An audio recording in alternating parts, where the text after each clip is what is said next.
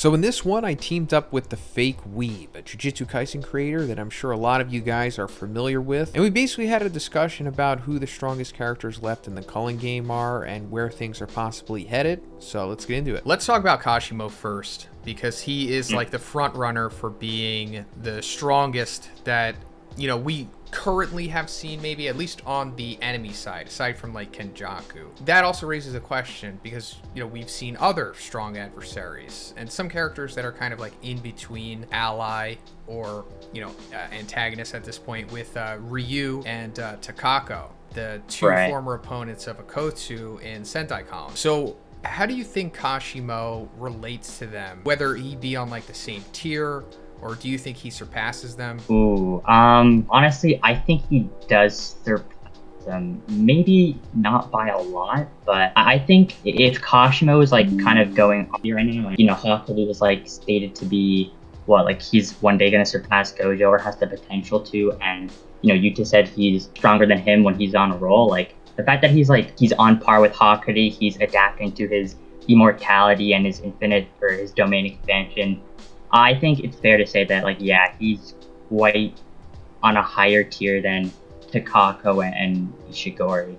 What do you think? I think he's stronger than Takako for sure. I mean, she's pretty powerful, and her ability is pretty unique, and I wish we could have seen more of it. Her sky manipulation. That ability in itself is pretty good. Maybe one of the best cursed techniques that we've seen so far. But so far, I mean, she like pretty much lost to Akotsu and Ryu, like when they fought individually. So we kind of knock her down at least like one tier or so. And maybe that's not supposed to be her purpose anyway. Maybe she's not supposed to be like a super powerhouse, because I do think that she's going to be an ally. I mean, they left her alive for a reason, along with Ryu. Right. But Ryu, on the other hand, I'm not sure who is... Okay, well, I'll say that it seems like Ryu's abilities are greater than Kashimo's. Like, Kashimo's electricity manipulation is awesome. I love it, actually. It's one of the cooler abilities that, at least I think, that we've seen in the series. But his Ryu's like cursed energy discharge, what he calls the Granite Blast, that thing is like a Cero from Bleach, if you're familiar with that series. It's so crazy. So I'm thinking that for sure surpasses Kashimo, but Kashimo just as a whole, like overall as a sorcerer, he probably surpasses Ryu. But at the same time, I think that Gege wanted us to think about this and kind of leave it up in the air, because they both come from 400 years ago, and we saw in the flashback they were existing in the same time, but they were just kind of miles apart. I think he kind of put that there to show us like, oh, are they equal? Is one stronger than the other? Because again, it goes back to what you said about how Gojo said that Hikari could surpass him one day along with Akotsu, and Akotsu kind of hyped up Hikari, saying that when he's on a roll, he's stronger than him. And to be honest, I don't really know if that's the case. You don't think so? Hikari is incredible when he is on his roll, as we've seen. Obviously, once he hits those jackpots, he gets infinite cursed energy. He's nearly unkillable.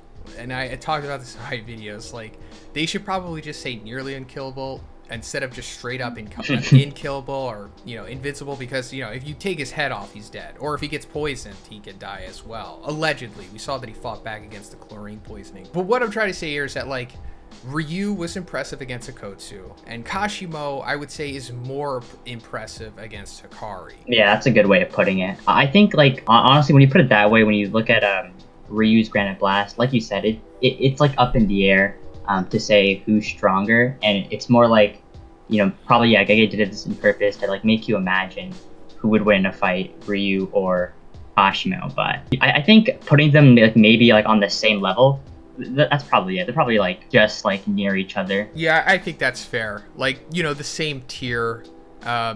Really no way to say for sure who would probably take the W. So aside from them, those are the front runners at the moment. Before I go into the real unknown wild cards, let's go over some of the good guys. Takaba, the comedian dude. Takaba, interesting one. So I'm thinking that he's probably one of the strongest remaining characters, at least in the Culling game. Okay, so this is not canon, but I think there's more to his abilities than we know, or than it was stated in the manga. I'll just give my 2 pieces on it.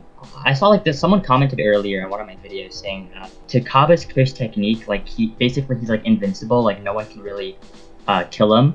He also can't kill others. And if I like remember the hints, apparently like when he was fighting Hazunoki, the explosion guy, he said that like red is taboo. And like red like refers to blood in an instance. So he really like he can't bleed out. Like when he saved Megami from the explosion, we saw that like his head was bleeding at first. But like in the next chapter, like his head was like instantly healed, so that proves that, like yeah, like he's made allowed to bleed.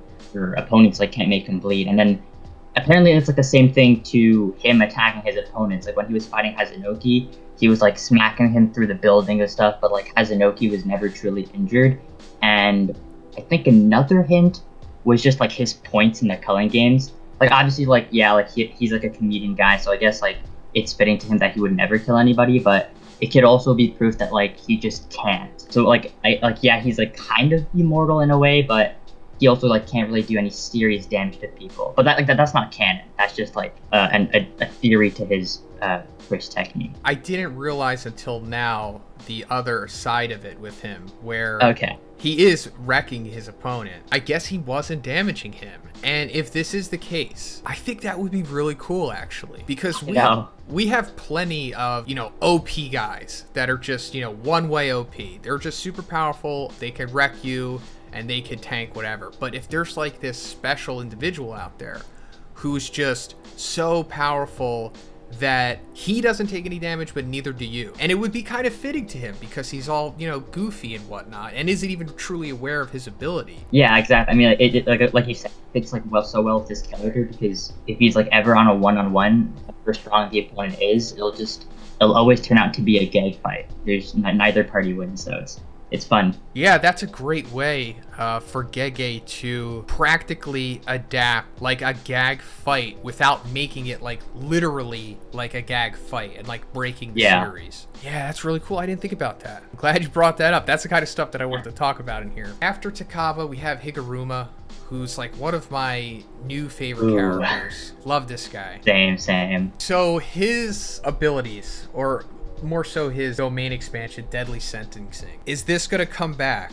And if it does, who's he using it against? So here's the thing, like the more I think about his domain expansion, the more I think it's probably as complicated, if not more complicated than Haku, because like I do think it's going to come in again because it's so interesting. And was it confirmed that he could use it against her spirits? Or I'm pretty sure, I can't remember. Does it? I don't know if it ever distinguishes. Okay, so probably. I was thinking like, yeah, like if he just uses it like on a deadly cursed spirit, or just like anyone in the Culling games, I swear it's so powerful. Like a lot of cursed spirits, even Kenjaku, like he could easily be found guilty. And how would that work out? Like he loses his curse technique for a temporary amount of time. It's just, I don't know how much or like the levels or the extent to his curse tech or domain expansion is. It's interesting. Yeah, just using it against Kenjaku, like over 1,000 years of just like awful crimes, it would like overload Judgment. Oh, but what's interesting is like, would it find proof? Because I know for Yuji, it found proof through using like a security camera, but because Kenjaku is from 1,000 years ago, would that even work? Like, does it need like proof from like somewhere? Or since cameras or stuff didn't exist back then,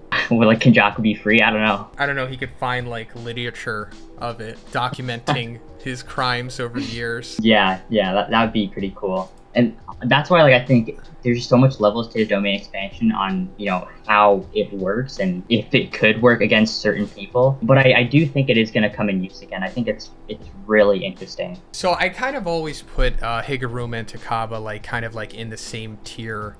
Maybe not necessarily of, like, offensive power, but maybe importance to the rest of this arc, if not the rest of the story. Once we go outside of them, we just have, like, the standard cast. We have, like, Yuji, Megumi, Hikari. Megumi, he's like benched at the moment, and because he got knocked out by Hana Kurusu, the angel person, and I'm assuming that she has got to be one of the strongest people left in the series at this point. I agree. I mean, yeah, wasn't her curse technique like it like wipes out the other person's curse technique? So in a sense, it's like the result of Higuruma's domain, but it's like permanently. I think, yeah, it was like stated permanently.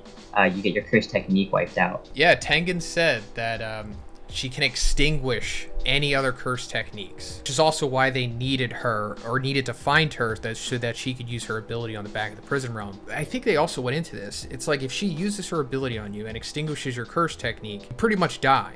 Because that's like the stipulation of the Culling game itself. So, I mean, I don't know if it's like 1-for-1 with her ability, but it technically should be, because the way that it was established with the Culling game, if you lose your curse technique, you straight up die. I totally forgot about that. Oh my goodness. Yeah, so that puts things so much in perspective. Exactly. So just that, even without us seeing her fight or whatever other abilities or skills that she has, just that right there is insane. One of the top 5 best abilities in the series. Honestly, yeah, like considering like the rules for the Culling games, it's probably the best, and that makes me so worried for Megumi. Yeah, like I mean, I don't know if she killed him because like he can't die right now, or like because I've heard people say that like maybe she's the game master, but then like I know the game masters, I'm pretty sure they're like the Koganes, or like maybe Angel is Miki, but then like that's kind of a stretch. I don't know. I do think that like Angel, there might be like a plot twist with Angel.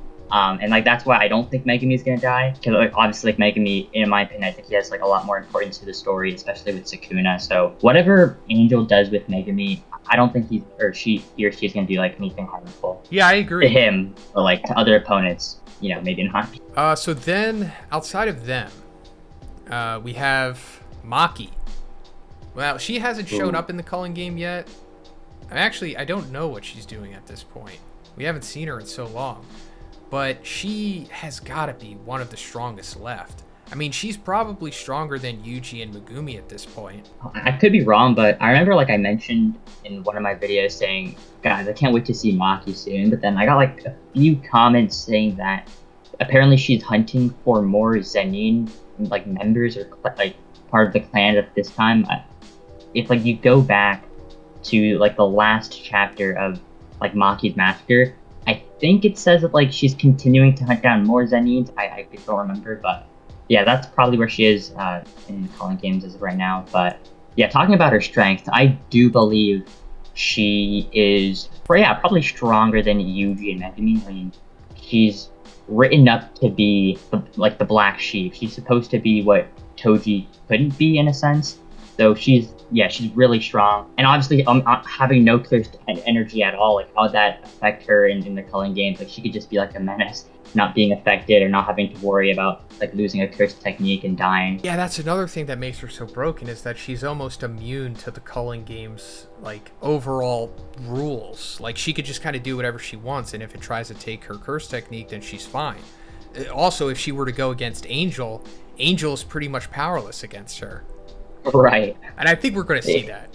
We're going to see something like hope. that. It's like the perfect matchup. So convenient too. Maki and Megumi, how they're kind of like a duo, so it would be convenient. Like let's say Angel is like harmful and like he's keeping Megumi captive, and like Maki can come in and maybe save Megumi. I don't know. It's a nice way I see things happening. So yeah, that was pretty much it for this discussion. And we did have another one talking about Gojo and Sukuna, and that's going to be coming out later this week. But please subscribe to the Fake Weeb. He does Jujutsu Kaisen chapter reviews just like I do, and puts out other Jujutsu Kaisen content as well. If you like the video, guys, please give it a like, and maybe subscribe to my channel too if you haven't already. Have a great day, and I'll see you in the next one.